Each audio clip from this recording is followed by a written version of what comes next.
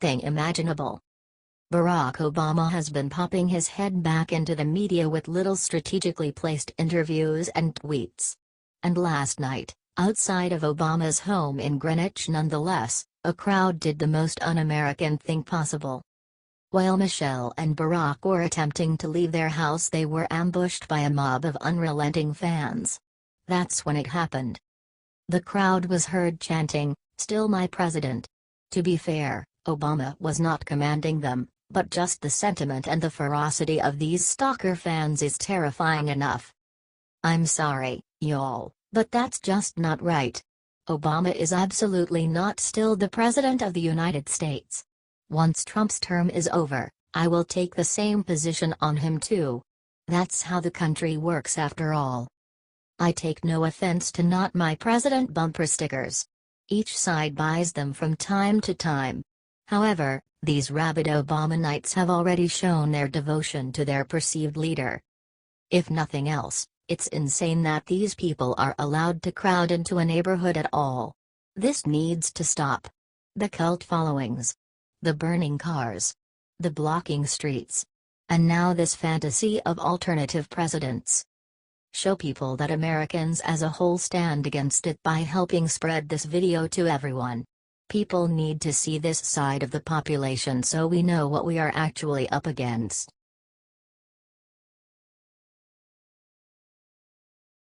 Right after the game, Steelers coach Mike Tomlin did something horrible to Army Ranger who stood for anthem. This Sunday, NFL players made a point to unite together against our president and our military. The Pittsburgh Steelers made the ultimate cowardly move and stayed in the locker room during the national anthem. Only one player on the team, Alejandro Villanueva, had the courage to go against orders from the coach and stand on the field for the anthem. Villanueva is a former Army Ranger who served 3 tours in Afghanistan and was awarded the Bronze Star Medal for valor. He wasn't going to let politics come before his patriotism. But instead of praising Villanueva or understanding why standing for the anthem is so important to an Army Ranger, Steelers coach Mike Tomlin trashed his own player, claiming that Villanueva was disrespecting his team. Tomlin said in a post-game press conference that he was looking for 100% participation in whatever course of action the team took during the national anthem. When asked by a reporter about Villanueva coming out for the anthem, Tomlin said, "Like I said, I was looking for 100% participation. We were gonna be respectful of our football team." Apparently Coach Tomlin cares more about having respect for his football team than he does about respecting our veterans. Tomlin also took a sideswipe at President Trump, saying that he didn't appreciate being dragged into politics this weekend. Someone needs to remind Tomlin that it wasn't Trump who inserted politics into football. You can thank your whiny, entitled, attention-seeking football players for that. Video of Tomlin's disgraceful reaction can be seen below.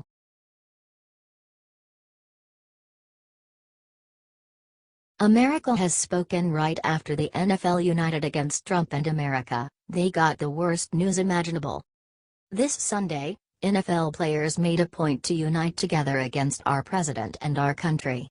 Players on nearly every team showed some form of protest and disrespect for our military men and women.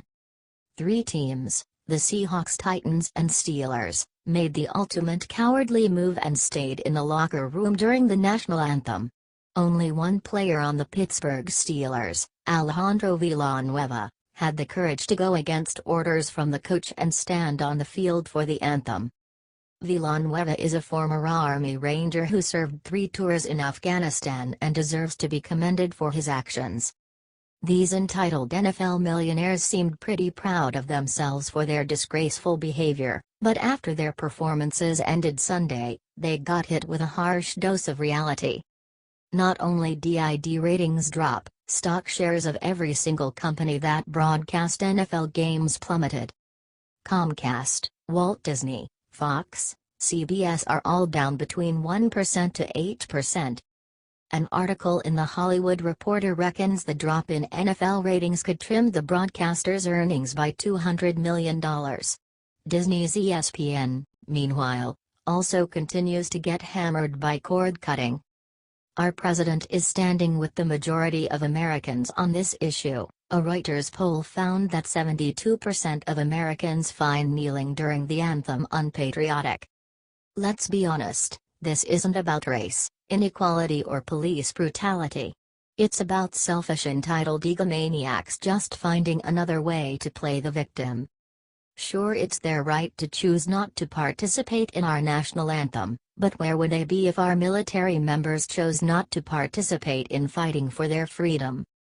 Maybe they need to think about that.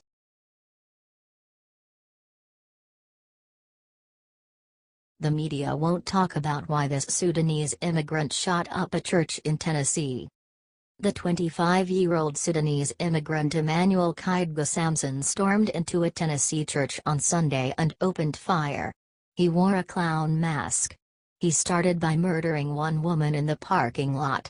He then walked right into the church and opened fire on 7 others. Here is driver's license photo. Not much is known about Samson. He turned the gun on himself. According to the Washington Times, he is about to discharged from the hospital. He is going to be charged with murder and attempted murder. Here are the pics of the shooter's social media. There is a reason that this story has not been in the national news much. It's because it goes against the narrative that the media is putting out. They won't talk about it because they do not want to know why he shot up that church.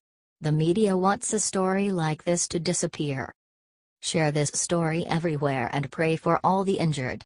There are 7 people in Tennessee that need our prayers right now. They should not be ignored because of the color of their skin by the mainstream media. Leave a prayer in the comments below, y'all.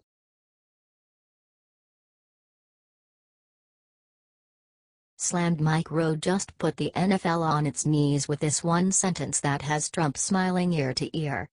TV host Mike Rowe has never been one to argue politics, or really even bring them up at all. He's built his name and reputation as a blue-collar guy who strongly supports vocational education, but keeps his distance from hot-button issues in an effort to stay neutral. However, the landscape of politics has changed a great deal and Rowe finally felt the need to speak out. The recent controversy surrounding the NFL and the national anthem sparked a rant from Rowe that took everyone by surprise. Not only did he say what many Americans have been feeling, he chose not to hold back when pointing the finger. Rowe was at an event taking questions from fans when the truth came rolling out. "I know you avoid politics, thanks, and I remember your rant on the Colts leaving Baltimore," asked a fan named Robert. "But I gotta ask, what's happening to professional football, and what do you make of Trump's comments about those who refused to stand during the national anthem?" Then out of nowhere, Rowe hit the crowd with a brilliant breakdown of what's really going on. "Right now," Rowe said, "the NFL, the players who choose to kneel, the networks who choose to broadcast their protest, the advertisers who sponsor the games are all eager for our attention. And they are all using football to get it. That's all well and good, right up to the point where it isn't. In my view, this controversy really isn't about patriotism, social justice, racial inequality, or free speech. It's not even about the flag or the national anthem. It's really only about one thing: what we will tolerate, and what we won't." Next in line was NFL Commissioner Roger Goodell and the NFL Players Association. I felt a similar bemusement when the commissioner issued his response, followed by the president of the Players Union. Their comments, along with the comments of many of the players themselves, were perfectly reasonable, perfectly understandable, and perfectly in keeping with their First Amendment rights. But they were also perfectly arrogant.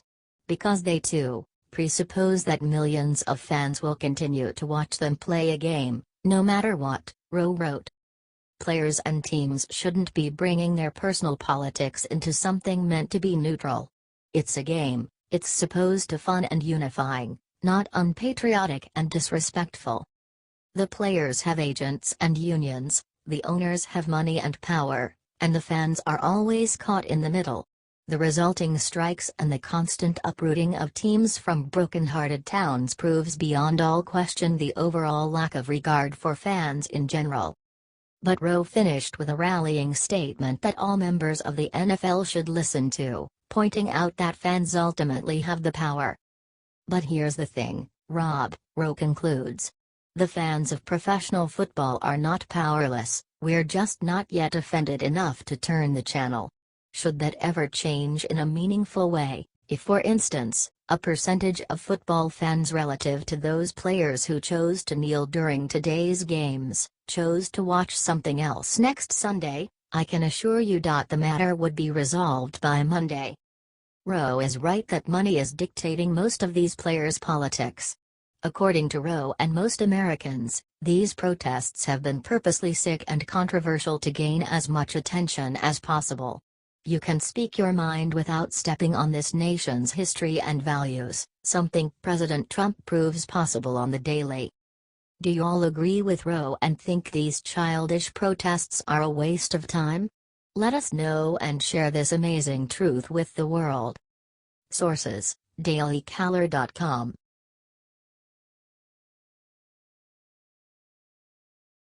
Judge throws book at Whiner and gives him stiff sentence. What Whiner does next is shocking. It's finally happened. Anthony Whiner will finally be punished for the disgusting things he has done. He is the former Democratic congressman, who ran for mayor of New York, and kept getting caught doing some really creepy stuff. His wife, longtime Clinton aide Huma Abedin, stood by him through most of it too.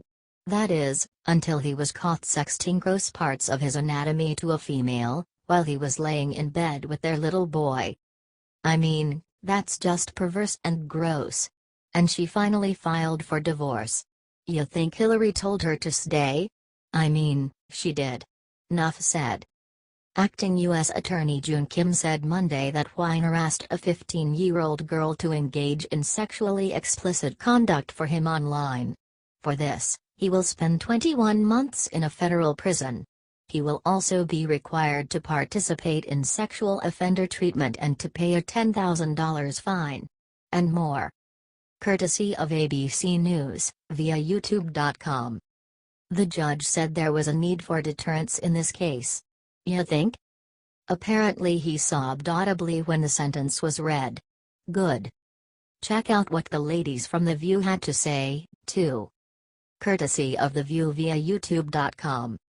Just as a reminder, he had to resign from Congress in 2011 after a disgusting photo he'd sexted emerged online. He kept doing that kind of gross stuff, too. Why not? No one, including his wife, gave him any consequences. Until now. Thank God he was prosecuted and will have to spend time in prison. He'll be monitored after he gets out, too, with online supervision. And they're taking his cell away, too. A grown man. Yuck. H.T. The Hill.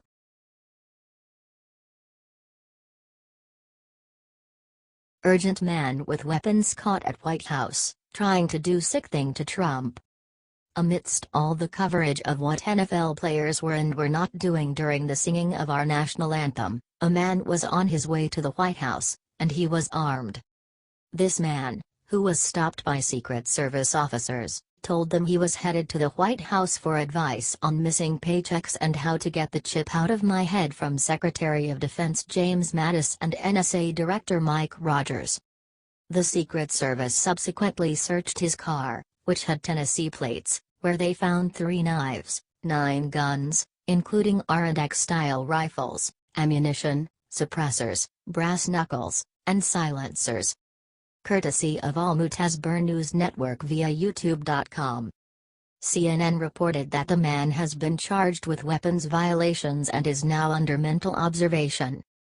Dang, y'all, that's really scary. Not just for Mattis and Rogers, but for Trump, Pence and everyone else in the White House. I'm sure glad the Secret Service is on the ball. They actually just stopped the man for public urination. Mental health issues are nothing to laugh about, and we must ensure that people with mental health issues can get good help. Of course, not all people with mental health issues are a danger. At the same time, situations like these are a good reminder for all of us that we need to address the mental health healthcare crisis in America. If you are happy that the Secret Service is on the ball, protecting our president and others in the White House, please share this and comment "Thank you, Secret Service." H/T, The Hill.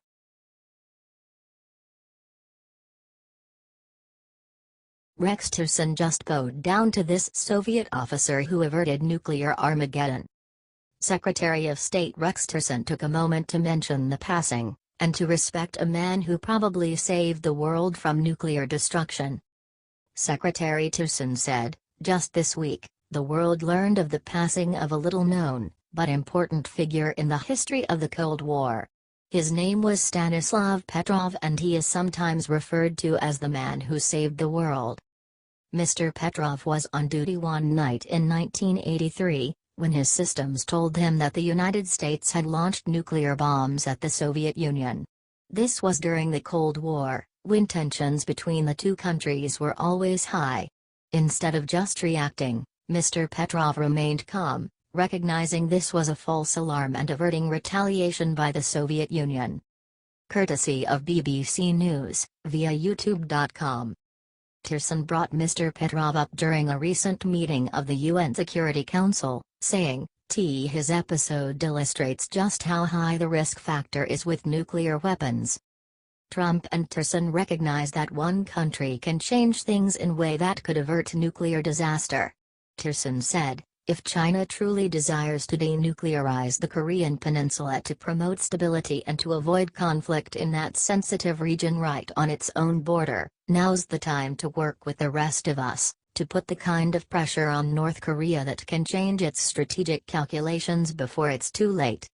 If you agree with how Trump is handling things with North Korea, please share this and comment "I support Trump."